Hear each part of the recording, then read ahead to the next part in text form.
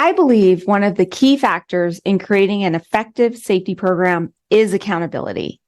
But when you have a team who doesn't hold anyone accountable, what do you do? Here's the fact. When you have a strong accountability system, everything in the workplace just improves because everybody is always following the best way to do the work, whether it is safe work practices, whether it's being proactive in those safe work practices, their efficiency, their quality, everything improves when you have a strong accountability system. And the best way to get that system is to have a team that holds others accountable to following the policies, the procedures, and the best practices. But when they don't, there is a way that you can use your data to drive accountability, at least in your safety program. And maybe you could start that ball rolling to where it affects the other areas as well. Hey there, safety friends. Welcome to the Safety Geek podcast. I'm Bri Sargent, CSP and 20-year safety professional. After spending years training safety leaders across the globe for a large corporation and creating safety programs from the ground up over and over again, I am now sharing my processes and strategies with you. At the Safety Geek, you will learn how to manage an effective safety program that increases your management support and employee engagement, all the while helping you elevate your position and move up in your career. If you're ready to step into the role of a safety influencer and leader, you're in the right place. Let's get to it. Alrighty, now back to data-driven accountability. So as a safety leader, you want to be collecting data on just about everything that you do. So a lot of times when we get started in safety, we're just thinking regulations and training and inspections, but everything you do in safety has data that you can be collecting. It could be data on behaviors, on hazards, on compliance, on inspections, on accidents and claims. Everything you do is data. How many people attended your training? How frequently are you training them? Everything ends up being data. And the data can be used to help you identify gaps within your program and to focus your efforts on what will give you the biggest bang for your buck. And that's typically what I teach inside of Safety Management Academy. But that's not what I'm talking about today, because there is a way that you can use all of this data to actually drive accountability within your organization.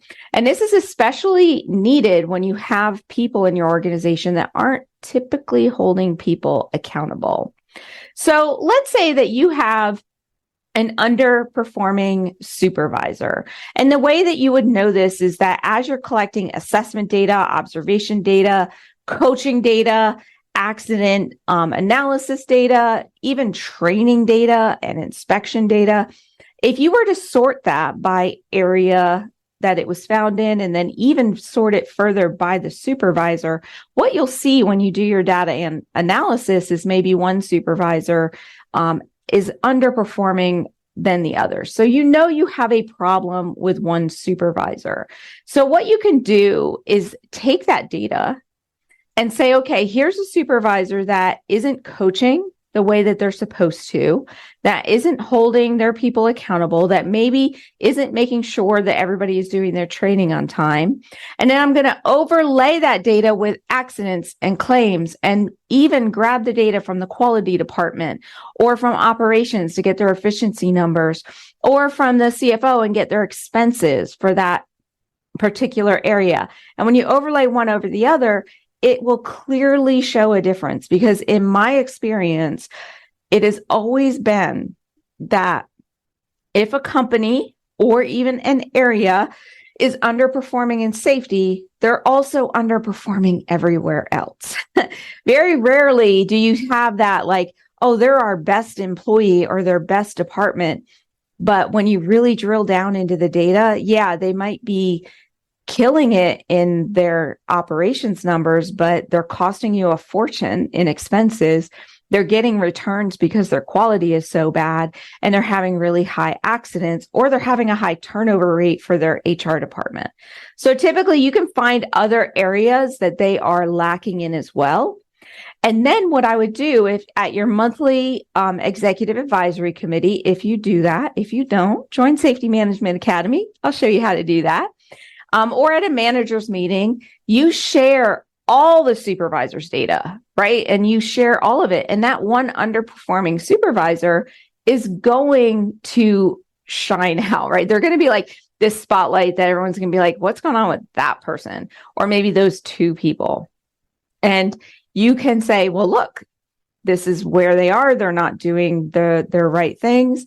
And you're sharing it with everybody. So just you sharing it with the management team should get them to take some action on that supervisor, especially when you compare it to the bottom line of the organization and how that lack of action by that supervisor is costing them money.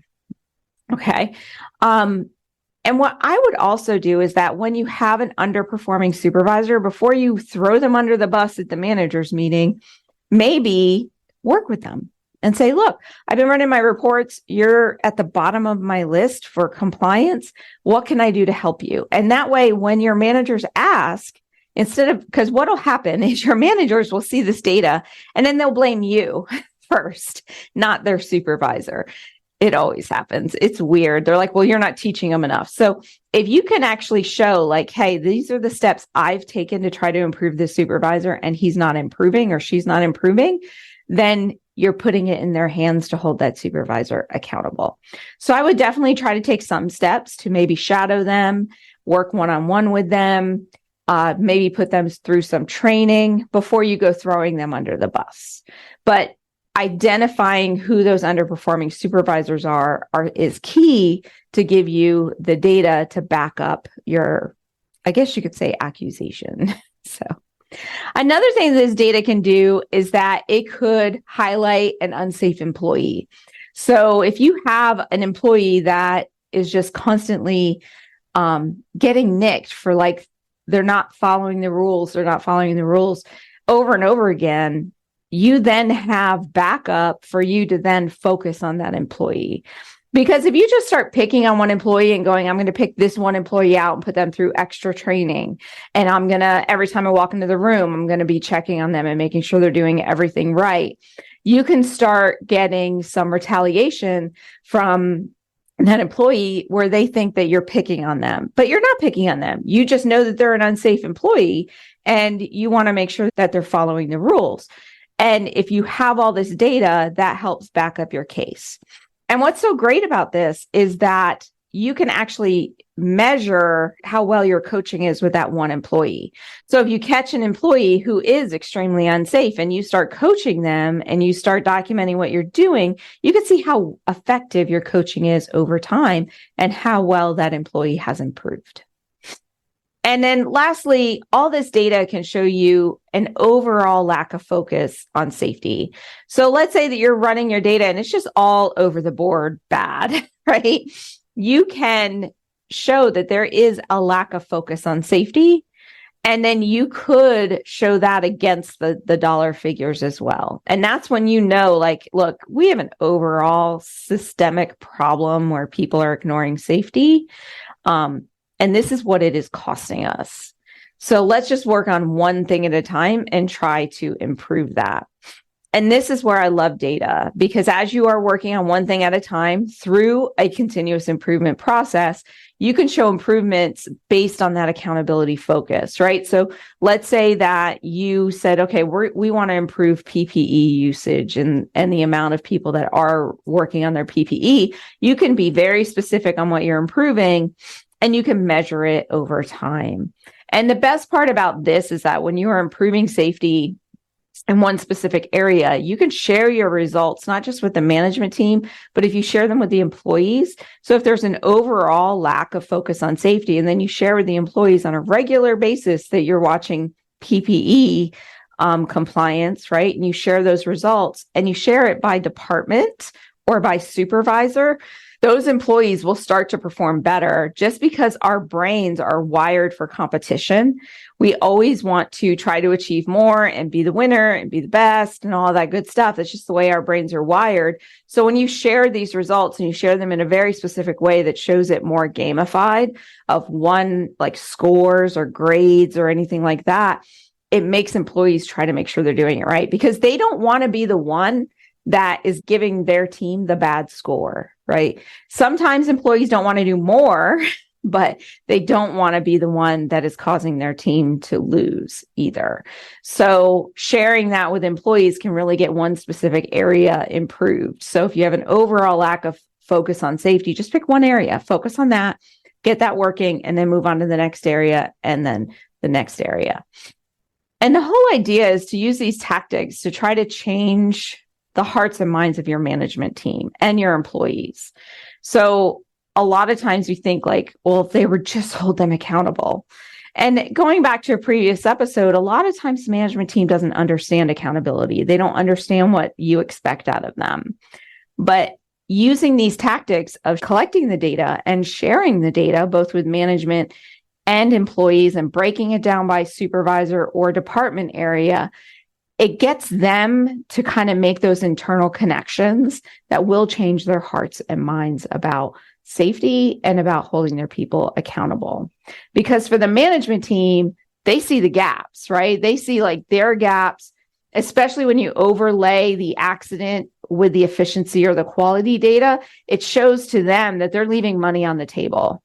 And this is easy money, right? So it's hard for them to go out and get new sales, but if they could tighten up their operations, this is more money to the bottom line. And for the employees, it shows to them that you're being fair, that you are trying to improve safety, not to fire them. And that is never my goal when I'm coaching employees, is to fire them. So it's always about like, hey, we want you to improve and to do it the right way. And then you, using your data, can show that you just treat everybody the same. So it ends any of that animosity about like, oh, you're picking on me. No, I'm not. I'm not picking on you. I'm just trying to get you to improve so that way you don't get fired, right? And it helps build employee morale. Like if you have a strong accountability system, employees appreciate it because they know everybody's being treated fairly and they know that their good work is going to be recognized.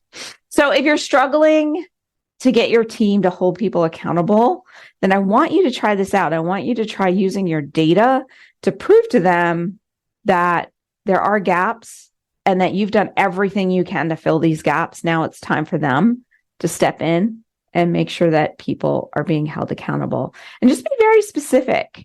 Like you want to make sure everyone's wearing their steel-toed shoes or they're wearing their PPE or that they're inspecting the equipment before they use it. Be very specific in what your data is showing. So that way that manager can go, okay, I just need to make sure everybody inspects the equipment every day and my numbers will improve. So if you can do it that way, it'll really work. So I hope this helps you out. I'm a huge fan of data-driven safety programs. I think that is the best way to go. If that interests you, then make sure that you hop on over to thesafetygeek.com/newsletter, and I will share lots more resources with you moving forward straight to your inbox. Alrighty, my safety friend. Bye for now. You have an amazing day. Hey, if you're just getting started in safety, or you've been at this for a while and are hitting a roadblock, then I want to invite you to check out Safety Management Academy. This is my in-depth online course that not only teaches you the processes and strategies of an effective safety management program, but how to entwine management support and employee participation throughout your processes. Are you ready to finally understand exactly what you should be doing and ditch that safety police hat forever? Then you have got to join me and your fellow safety scholars over at Safety Management Academy. Just go to thesafetygeek.com/SMA to learn more and to get started. That's thesafetygeek.com/SMA. And I will see you in our next students only live session. Bye for now.